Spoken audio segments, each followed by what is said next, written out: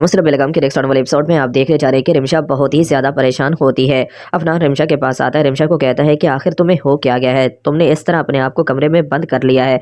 जिस पर रिमशा कहती है कि अफनान, मैं नहीं चाहती कि मैं अब इस घर में रहूं, अली से और पप्पू मुझे जान से मार देंगी। यह बात सुनकर एक बार फिर अफनान कहता है कि तुम पागल तो नहीं होगी, ऐसा कैसे हो सकता है अली से, और वो हर वक्त मेरे खिलाफ प्लानिंग करती रहती हैं। इस बार तो उन्होंने हद ही कर दी। मैं कमरे में जैसे ही थी तो उन्होंने बाहर से लॉक कर दिया। मैं बहुत ही ज़्यादा परेशान थी।